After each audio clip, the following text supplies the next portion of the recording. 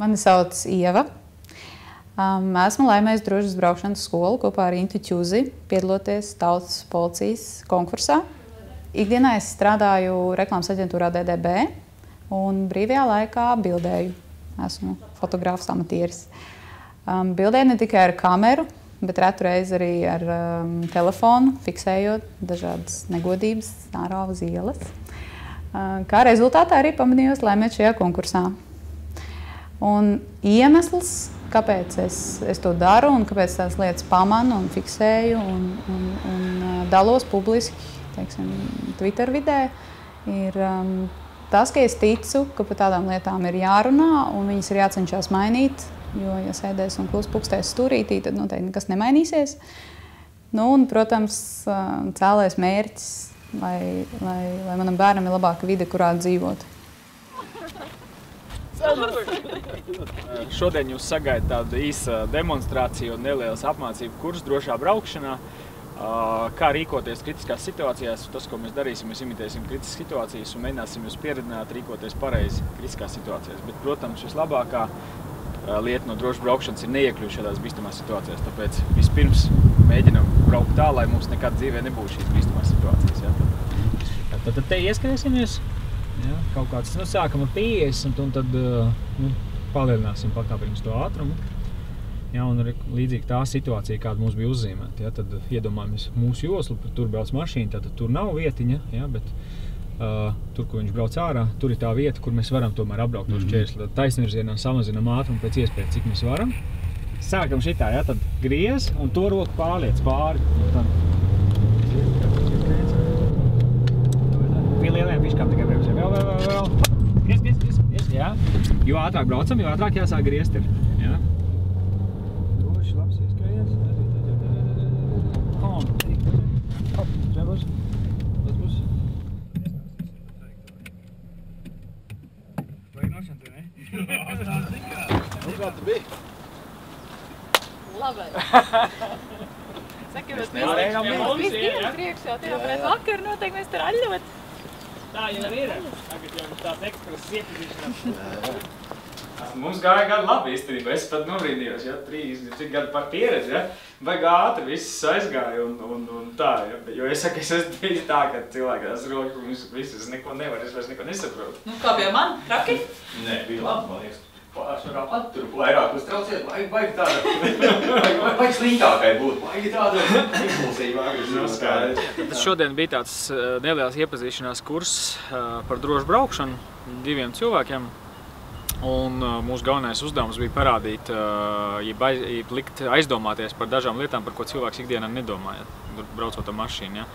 Un bija iespēja pārbaudīt tos refleksus, kas cilvēkam ir izstrādājušies autovadītājiem, ja, un pārbaudīt, cik ātri viņi spēja mainīt, strādāt pēc mūsu piedāvātās programmas vai sistēmas. Patīkami bija redzēt, ka diezgan ātri cilvēki saprata tās lietas, kas ir vajadzīgas, kā jāizmaina tā braukšana, cik mazi jāstūrē, piemēram, ja, vai kurā momentā jābūt straujam, kurā atkal plūdenam. Un tad tas kopējais gala rezultāts bija pozitīvs. Un šodien, ka instruktori lika pārdomāt to, kā es ikdienā braucu, jo lika darīt tādas lietas, ko es aiz brīvas gribas laikam uz ceļu nedarīt, man būtu bail. Bet, labi, ka parādīju. Tagad mācīšu strauji apbraukt šķēršļus un izbraukt tās līkumus un noderīgi. Ieva, viņai var redzēt, ka viņai ir jau apakšā kaut kāds pamats. Viņa brauc ļoti labi, bet, protams, ir tās lietas, par kurām varbūt tā sākuma autoskolā nelīdz galam izstāst, ja, un tad jau cilvēks savā braukšanas, krājot savu braukšanas pieredzi, pats kaut kādā veidā tur iemācās dažas lietas, ja, un varbūt dažas lietas atkal nav pareizas. Ja, un šī gadījumā tur bija dažas straujas kustības, dažas kustības pa daudz. Ja, tad, ja tās atkal noņem nost, ja, tad beigās sanāk labs materiāls. Ja, un skaidrs, ka šī ir tikai iepazīšanās reize, un tas ir tikai tāds pats sākums. Ja. Braukt droši, tas nenozīmē atnāc uz stundiņu patrenējies, viss esmu droši braucies. Tas ir treniņš.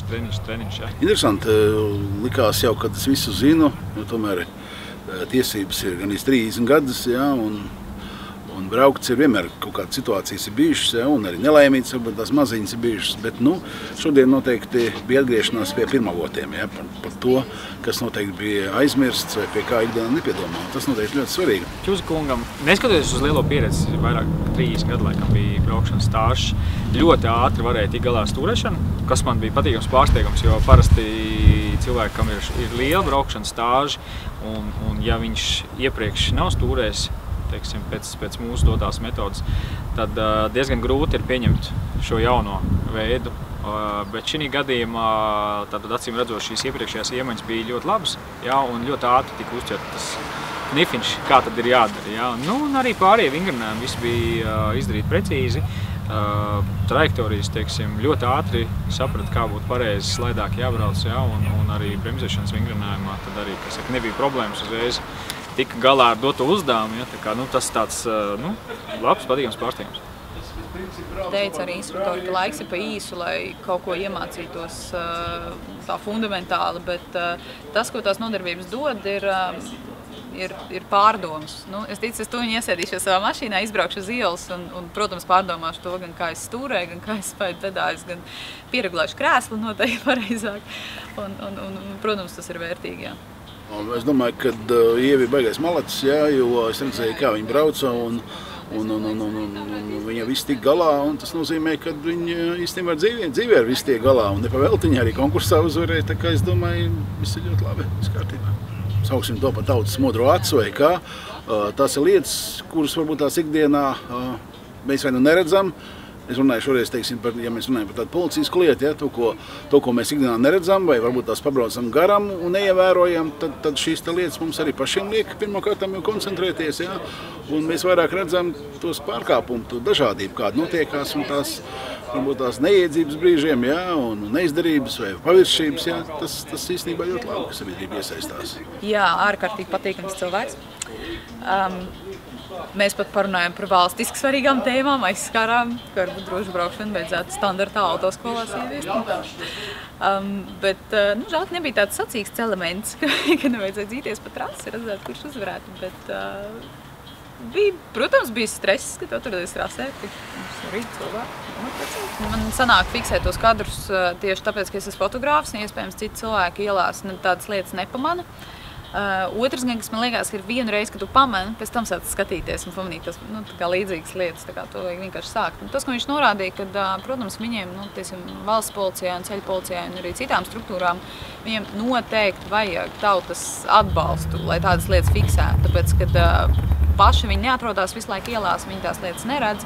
Un, ja tādas bildes un video parādās, kur kaut kas ir piefiksēts, viņi to, protams, izskata. Un arī mana pieredze rāda, kad pēc mana foto attiecīgajiem policistam tika piespriests disciplinārais sods. Un, protams, tās lietas vajag fiksēt un vajag sūtīt un nevajag tā kā klusi bubināt stūrītī, ka vai kādu viņi slikti, kā viņš tā parkojās. Vajag bildēt un sūtīt dienai. Un jā, mēģināt tās lietas labot. Ieva apsveic ar to, ka mašīna vienā gabalā pat priecīgi. Paldies! Intam arī.